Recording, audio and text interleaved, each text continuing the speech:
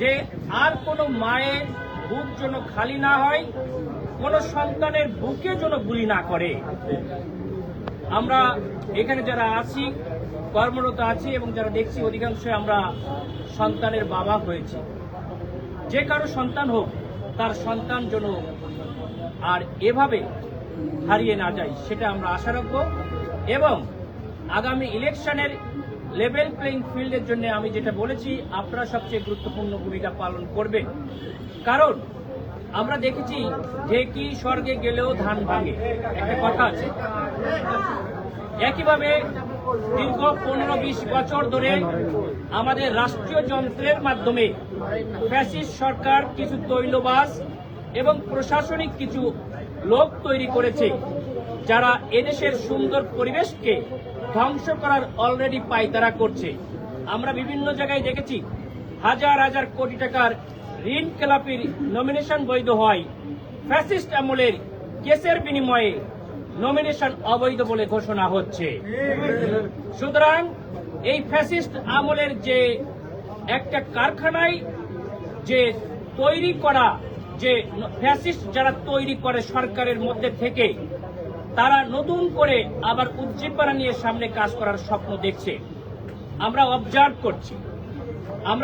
করছি young generation, তাদেরকে ক্ষমা করে তাদেরকে ভালো হওয়ার জন্য জাতি সময় দিয়েছে। যদি তারা ভালো না হয়, আগামীতে তারা এমন শাস্তির আওতায় আসবে, তাদের দেখে নতুন করে শিক্ষা নেবে। আর আমরা যদি পাশ করি, আমি কথা দিচ্ছি, এই ফ্যাসিস্ট তৈরির কারখানা পুরা ভেঙে ফেলবো ইনশাআল্লাহ। আমরা সরকারি ট্যাক্সের টাকার বিনিময়ে, জনগণের টাকার বিনিময়ে নতুন করে সরকারের চেয়ারে বসে কোন ফ্যাসিস্ট হতে দেব না ইনশাআল্লাহ। এই জন্য সকলকে সজাগ থাকতে হবে। এবং আগামীতে অন্য কোন দলের পক্ষে যদি লেভেল প্লেইং ফিল্ড নষ্ট করার পায়তারা করা হয়, আমরা আশা করব আপনারা সাংবাদিকরা পজিটিভ নিউজ করবেন, সবসময় পজিটিভটাকে জেনারেশনের সামনে এগিয়ে নিয়ে আসেন। আপনারা নিয়ে আসেন যে একজনের আয় 3 কোটি টাকা, কিন্তু 3 কোটি টাকা কিভাবে আসলো, ট্যাক্স জমা দিল, সেই পজিটিভটা আপনারা তুলে নিয়ে আসেন না, তারা ইনকাম বৈধ কিনা। অথচ একজনের আয় হওয়ার কথা ছিল 10 কোটি টাকা, সে দেখায় 1 কোটি টাকা। সে যে সরকারকে ফাঁকি দিচ্ছে কিনা, সাংবাদিক ভাইরা এটা তুলে নিয়ে আসা দরকার ছিল। আপনারা সেটা তুলে নিয়ে আসবেন আমরা আশা করি। একজন ক্যান্ডিডেটের কি কি পজিটিভ দিক আছে, তার পেশা কি আছে, তার ইনকাম সোর্স কি আছে, সে জনগণের জন্য কি করে।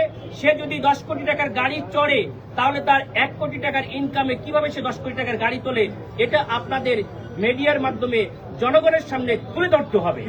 আমরা আগামীতে একটি স্বচ্ছ বাংলাদেশ দেখতে চাই। নোংরা পলিটিক্স যেমন দেখতে চাই না, নোংরা কোনো সরকারি অফিস দেখতে চাই না, নোংরা কোনো পরিবেশ আমরা দেখতে চাই না। আগামীর জেনারেশনের জন্য আমরা একটি সুন্দর বৈষম্যহীন সুশৃঙ্খল বাংলাদেশ গড়ব, যেখানে সকলে তার মর্যাদার অধিকার নিয়ে বসবাস করবে এবং প্রত্যেকে একটি মানসম্মত জীবনযাপন করবে ইনশাআল্লাহ।